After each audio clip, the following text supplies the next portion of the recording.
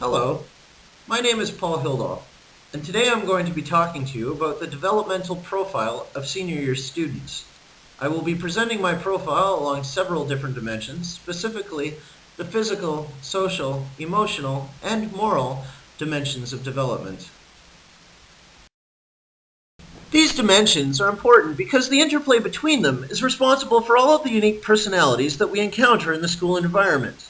As teachers, we need to be aware that our students are moving through different stages of development at different rates, and if we can identify the stages that our students are in, then we can better tailor our lessons to suit their needs and abilities. Physical development is the most visible of the dimensions. Of particular relevance to senior students are body size and health risks. While the average student will leave school at 169 centimeters and 60.5 kilos, there is significant variation among them, and many students will face challenges with body image and obesity. Less visible are the health risks that senior students are exposed to. As students grow older, many will begin experimenting with drugs and alcohol. 75% of students report drinking, while more than 1 in 5 admit to smoking cigarettes. However, the trend is downwards, possibly because of the rise in the use of prescription drugs and inhalants. A second dimension to be aware of is their stage of cognitive development. Piaget's theory suggests that most senior year students would have achieved the formal operational stage of development. These students can think in terms of representations. They will be able to wrap their heads around ideas like metaphors and hypothetical situations, anything involving abstract ideas. However, research suggests that most students have a tenuous grasp of this kind of thinking or are not able to think this way at all. These senior year students would be in what Piaget termed the concrete operational stage of cognitive development. They can think logically and keep track of multiple tasks in different orders, but they are not yet able to think in abstractions. These students require physical and mental scaffolding to try and activate the next stage of cognitive development. It is unlikely that you would encounter a student in a lower stage of development in senior years because the concrete operational skills are what make it possible to complete schoolwork. Senior year students are also busy with the task of identity making. They are trying to figure out who they are and where they fit into the world. Some students may have a strong sense of who they are. Others may have conflicting attitudes and talents, vying for position in that overarching question of who they are and who they want to be. This can lead to what Erik Erikson termed role confusion. Confusion that senior year students can feel can be better understood through James Marcia's model of identity states.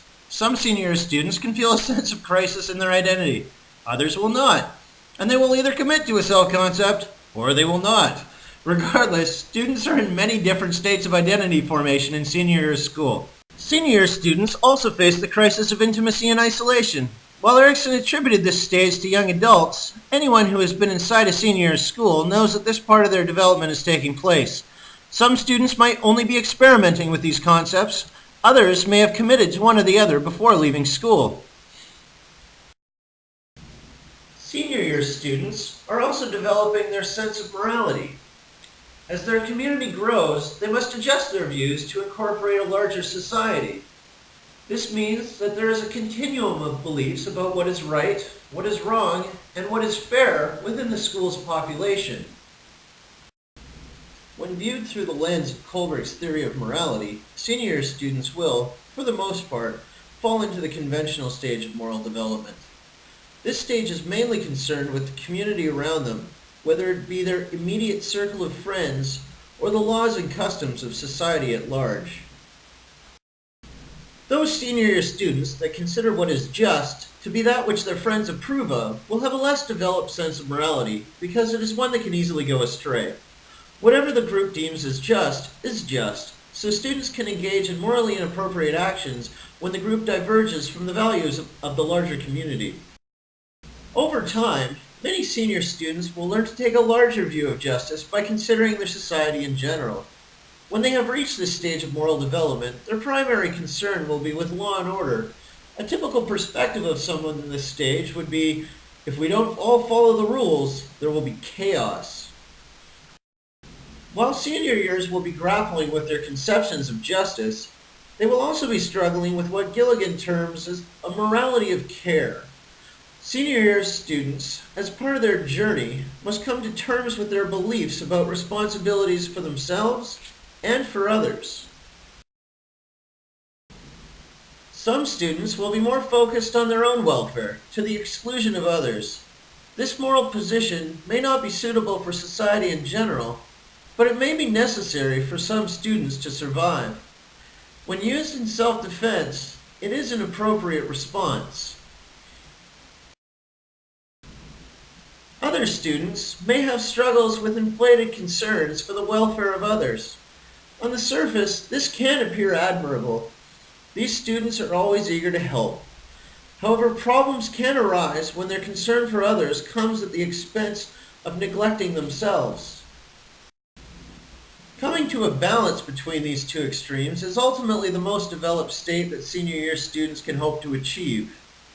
However, the ability to recognize when it is appropriate to put the needs of others ahead of their own is not an easy journey for them, and some may not be ready for it.